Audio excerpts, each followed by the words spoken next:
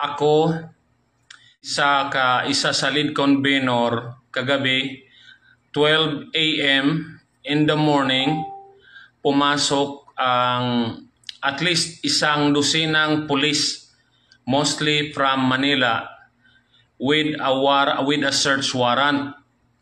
And I was shocked kasi if they are to file a case against me of cyber libel, bakit nila kukunin yung cellphone ko if they have the evidence? Kasi normal sa case, if you have the evidence, you have to show the court that you have an evidence and arrest me. Una yung warrant of arrest, ito baligtad. Inuna nilang kunin yung cellphone ko at PC ko, personal computer ko sa bahay. They barged in at middle of the night and refused me to have my lawyer witness sa ginawa ng mga pulis. I have nothing against the police na bumarch because pumasok sa bahay ko kasi they are under the instruction of the big boss, lalo na ni General Torre na namimihasa na sa pag-violate ng mga people's right, mga basic rights. So si General Torre namimihasa na to silence anyone. If he can silence the KOJC, which is a very powerful group, a very big group, sino ba naman si Jun Abinis? Ordinaryong tao lang tayo. Naging lead convener ako sa Cebu Maisog Rally kasi talagang pagod na ako sa kalokohan ng gobyerno natin. Pero anong ginawa nila? The night before na mag-rally, pumunta sila 12 a.m. at saka yung style nila sa pag-search, it took them 4 hours. They really tried to parang wear me out. Kaya naman nilang kunin yung cellphone ko in 30 seconds eh. Tapos yung PC ko in maybe 10 minutes. But they have to probe yung cellphone ko, dina-download nila yung laman. I think tinatransmit nila sa Manila yung content ng cellphone ko without my authority, with my verbal disagreement. Sabi ko, that is illegal. You have no right to tamper my cellphone, pero ginawa pa rin nila. Pumasok sila, kinuha yung cellphone ko, sinaksak sa laptop nila, dinownload yung mga laman. So basically, my cellphone was tampered. Dapat ebidensya yun eh. If I really committed a crime against General Torre na human rights violator, bakit kailangan nilang kunin yung cellphone ko, magkuha pa sila ng search warrant if they can just file directly a cyber libel against me if they have the evidence? So ang ginawa nila, they did a search warrant. They issued a search warrant in the middle of the night before the rally, knowing I was one of the core group, para lang hindi mapagbigyan ng mga Cebuano na makapag-rally. Kasi yung mismong grupo ko sa lead convener, puro volunteers. Tulad ngayon, hindi pa ako nakatulog kahit isang oras, kahit 30 minutes, hindi ako nakatulog. Kasi I feel violated, I feel harassed, I feel disrespected. And wala na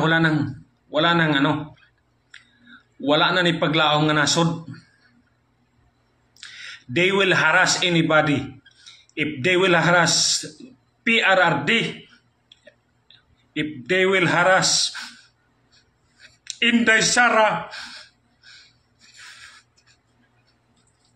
sino ba? Kinsa man si Jun Abinis.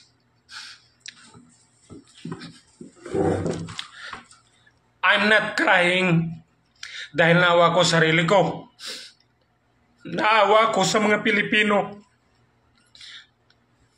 Mas naawa nga ako kay Tate Digong.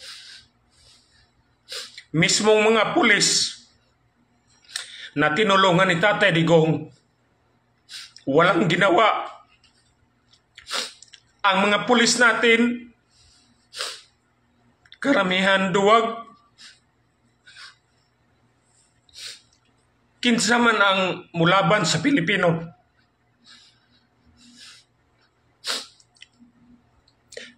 Kada adlaw, gusto nila pildihon ang Duterte. Mismo si Sara niingon, gusto nila patyon si Sara. Ako, Jun Abinis, ultimo, pwede po ko nilang patyon.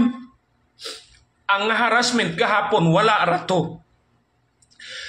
Katiting lang ang harassment para sa ako Pero ang ako alang yun, sana mga Pilipino, ilabas na natin tapang natin. Kasi kaya nilang isa-isahin ang mga lumalaban sa bangag administration. Papayagan ba natin na basta-basta na lang yung mga Duterte isa-silence nila? Papayag ba tayo sa mga kernel na matatapang ikukulong nila? Papayag ba tayo na ordinaryong mga vlogger ikukulong nila? I am not crying for myself. Malalaki na yung anak ko. I am crying because walang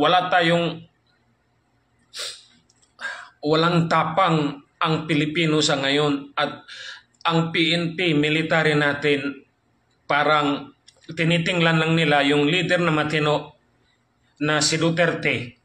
Si Inday Sara binubuli, hinaharas, kihadre, kihadito. So I'm just overwhelmed how crazy, how audacious, how kapal ng mukha ang administration na to. They will try to silence anybody. They will do everything to intimidate the Filipino. Rally pa lang ang ginagawa natin dito sa Cebu. Rally pa lang. Ang mga Cebuano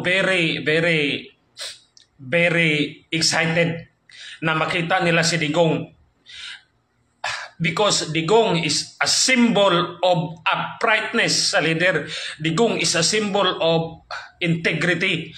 We are longing for that kind of leadership. Kaya ang mga taga Cebu masaya na pupunta si Digong. I am a volunteer. I spend my own money. Nobody is paying me to join Korma Isog. I just want to show every Filipino na magsakripisyo tayo para makita ng gobyerno nagkaisa tayo. Tapos, naawa ko kahit si Tatay Digong walang budget pupunta dito. I was told hirap si Tatay Digong sa budget. Kahit yung rally, walang budget. Nagmamakalimos yung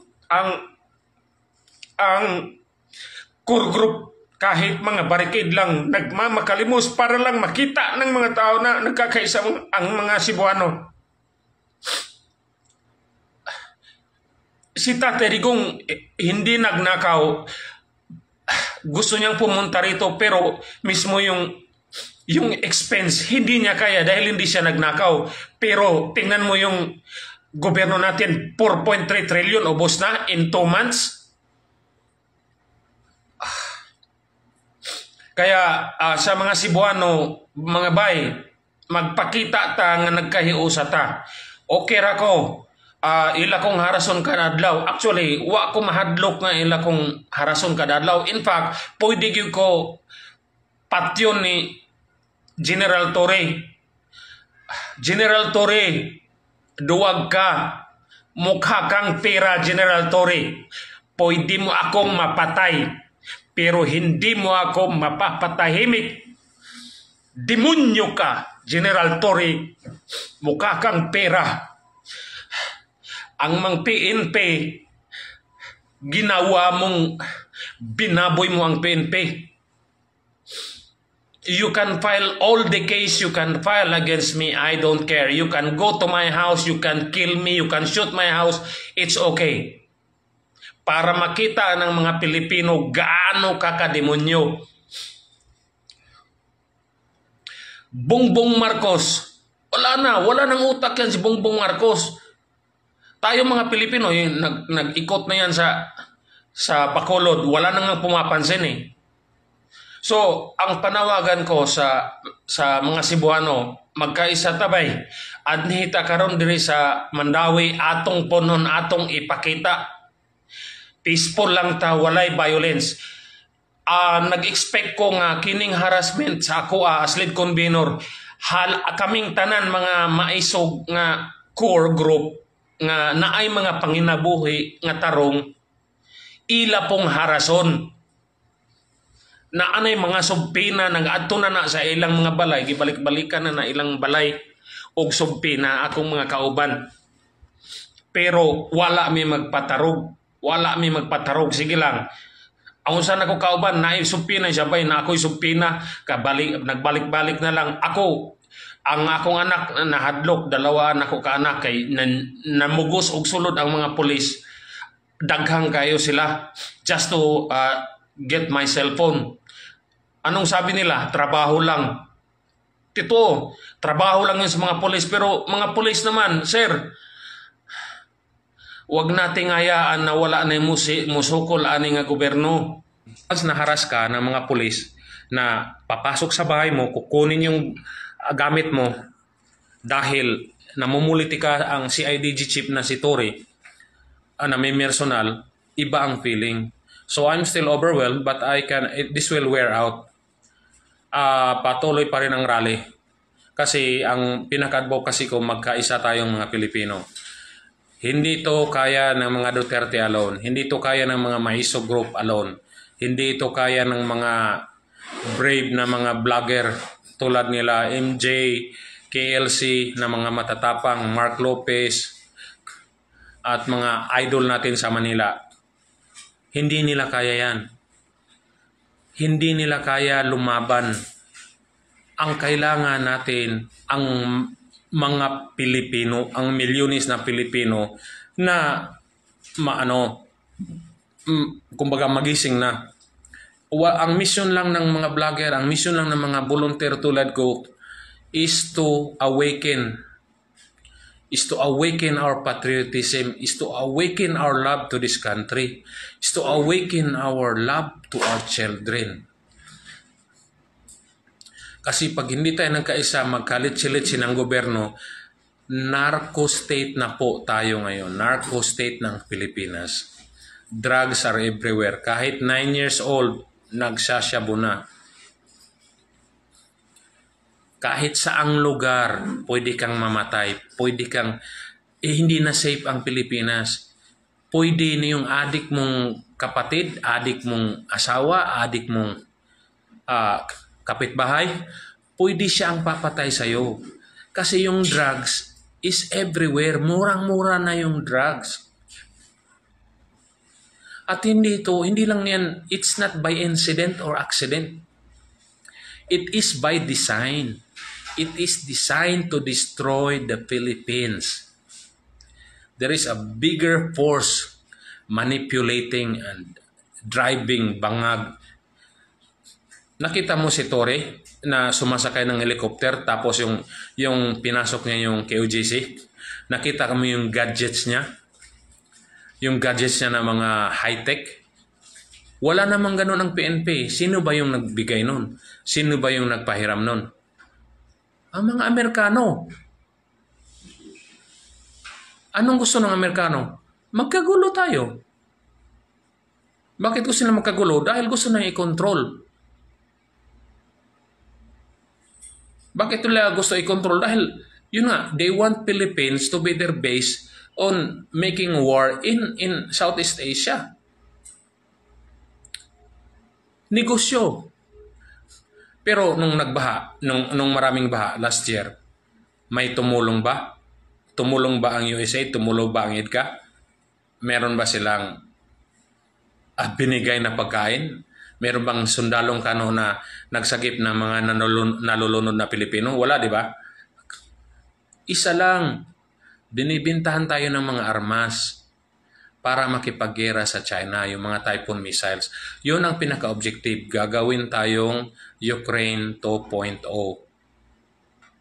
Tapos, pag nagkagulo na, siyempre si Bangag, sila Lisa, yung mga senador na bayaran, mga HOR, yung mga pro Bongbong, magliliparan na yan sa United States at saka sa Europe. Kawawa tayong mga Pilipino. Kaya, hindi ko naman talaga, hindi ko masabing sobrang tapang ko, no. Ang ano ko lang, ayaw ko lang na wala akong gagawin. Kasi pag wala tayong gagawin, pag yung puwersa ni Bangag at ni Tory, pag dumami pa sila, at lahat ng mga tulad ko na maingay, napatahimik na, kunyari, nagorgor na ako, napatay na nila ako, napatay na nila yung mga Duterte, di ba? Mismo si Inday. Si Inday Sara, sinabi niya, gusto nilang patayin si Inday Sara. Sino ba ako na hindi nila pwedeng patayin? Kaya yung mga natatakot dyan, darating ang panahon, pag darating ang panahon na matapang ka na pwede ka ring patayin. Pero habang meron pang marami pa tayo, magkaisa na tayo.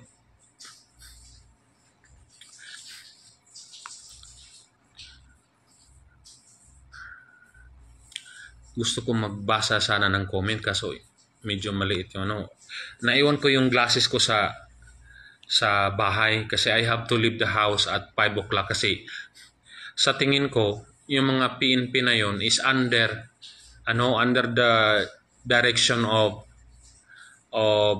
Tory. Ang pakiramdam ko, baka sabi ni Tory, parang gusto pa niya kung abusuhin, baka babalik pa sila, patayin kami. Parang yung nasa isip ko, okay, I have to leave. Bakit ako alis sa bahay ko? Because mayroon pa akong tatrabahuin sa rally. Mamaya, I am still part of the program. So, I will be also hosting. So, kaya ina-unload ko yung naramdaman ko dito.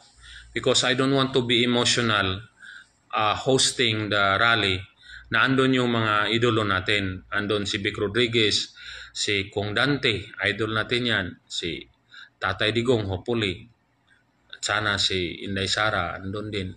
Mga leader natin yan na pag-aasa ng bayan natin. Yung mga Duterte senators, Duterte candidates, pag-aasa natin yan mga Pilipino. Pag-aasa natin sila. So, I think I've taken much of your time.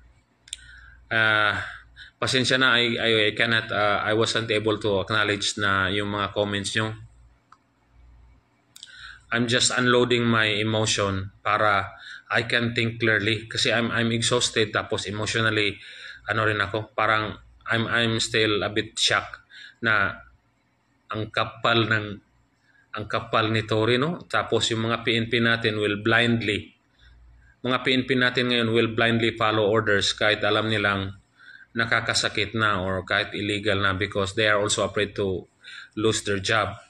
Kaya nga pakiusap namin sa mga PNP personnel, mga sir, let us do our thing. Kami mga civilian, let us organize. Let us speak. Allow us to express our right of expression. Kasi bottom line, tayo rin naman makikinabang eh. Ang pinaglaban ng mga Pilipino hindi lang sa mga civilian. Pinaglalaban rin namin mga advocates, mga volunteers, ang karapatan nyo mga pulis. When we criticize Bongbong Marcos administration, we are not only thinking na para sa amin, we are thinking for the whole Filipino nation. Ubos na nga yung pension fund ng mga pulis eh. Hindi na nga nakatanggap ng pension yung mga retired na mga military. Ubos na. Wala nang natira sa pondo ng gobyerno. Ninakaw na nila lahat. Ano pa bang iniintay natin? Nabasa ko, di ba, nag-circulate February pa lang, inubos na nila yung pera.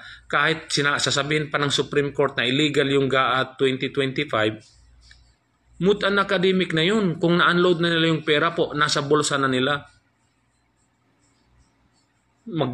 Tayo dito Cebu, mag-rally. Malaking rally. Ambag-ambag pa mga volunteer.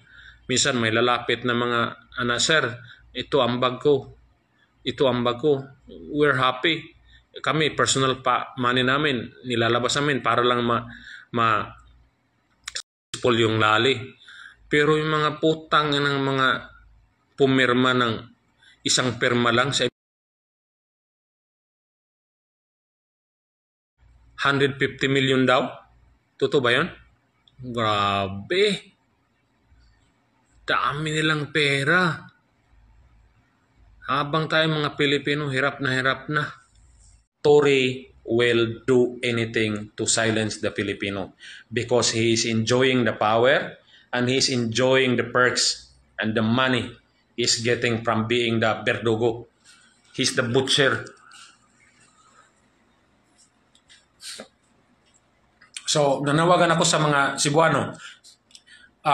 Makita ta diri sa Mandawi, atong puno ng binyo, atong ipakita kang Tatay Digong nga ato siyang palangga, atong ipakita sa gobyerno ni Bangag nga daghantang isog, daghantang nagpakabana, nga andam tang mulihok kung kinahanglan. Ihawa lang ko, okay ra nako, pero di gyud ninyo maihaw ming tanan mga Cebuano. Tore, tapang ka lang kasi may mga sundalo ka, mga pulis ka, full battle gear, mga religious group yung kaya mo. Mga babae lang kaya mo. Ordinaryong citizen tulad ko lang kaya mo. Pero siguro, Tory, pag may taong may baril, payag ako, barilan tayo Matapang ka lang, Tory. Kasi nasa posisyon ka. Nagtatago ka sa mga sa mga pulis mo. May pera kayo. Nilimas nyo na nga yung pera ng budget ng 2025 Magkano bang natanggap mo, Tory? Paambon naman dyan. Kami pa, yung HOR pa, paambon naman dyan, mga Quadcom, Tricom. Ang yayaman nyo na. Ang yayaman nyo na. Ilang milyon ba, ilang bilyon ba ang kasya? Ilang bilyon ba ang sapat sa bulsa nyo? Hindi pa kayo hindi na kayo naawa sa Pilipinas? Hindi na kayo naawa sa mga bata na namamatay araw-araw dahil sa mga adik? Drug money are now flowing into the pockets of our politicians. Mga uniform policemen, mga sir, uniform military men, sir, drug money is now flowing into the pockets of our politicians and leaders in the government. Pag hindi tayo nag-alsa, hindi tayo nagkaisa, hindi na tayo pumalag, wala ng Pilipinas na dadatnan ang mga apo natin. Sirang-sira na. Sa ngayon pa lang, sirang-sira ng Pilipinas. It's no longer safe to go out in the streets even during the day. Sa gabi pa kaya? Salamat po. I understand na you follow this not because I'm June Abinis. You are watching this because we are on the same side. You are watching me not because I'm June, but because we are concerned Filipino. Kaya we are on the same side. Kaya sa mga nitanaw diha nanonood, let's do everything we can to support the movement against this Bangag administration. And also, if we cannot kick out this Bangag administration this year, at least let's vote yung mga senador ni Duterte. Yung mga Duterte senador ang iboto natin. Let's spend money. Let's do hard work. Let's sacrifice. This is not our fight. Para to sa mga apo natin, sa mga anak natin. I do not know how we can, mismo nga si Tatay Digong, naawa ko, I do not know how to encourage people to do what is right.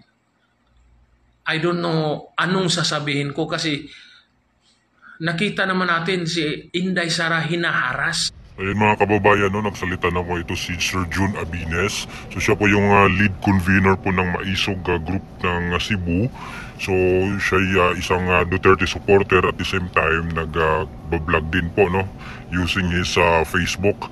At kaninang madaling araw daw mga kababayan, or alas 12 ng hating gabi, pinasok daw po ng mga pulis ang kanyang bahay at pinumpiska ang kanyang laptop at cellphone at merong kinuhang files daw ng mga pulis na kinuha yung mga files niya, nilipat doon sa dala po nilang laptop at sa tingin niya ay hinaharas po siya kasi napaka-vocal po siya na supporters po ng Duterte or ni PRRD at ni VP Sara at very vocal po siya dito sa mga sa present administration, no? So kaya sinasabi niya na hindi daw siya matitinag kahit araw-araw pa daw siyang harasin or haharasin ng mga pulis doon sa kanyang bahay, hindi daw po siya matitinag. At ngayong hapon ay meron din po silang gagawing indignation rally doon sa Mandawi, Cebu. At sabi nga po niya na pupunta nga daw po si PRRD at ibang mga senatoriables ng PDP laban. So ayun mga kababayan, ano pong opinion nyo mga kababayan dito sa mga nangyari, no? Lalo dito sa Cebu kay Sir June Abines. Ano pong opinion nyo? Comment down below. Mga kababayan, maraming salamat. God bless po sa ating lahat.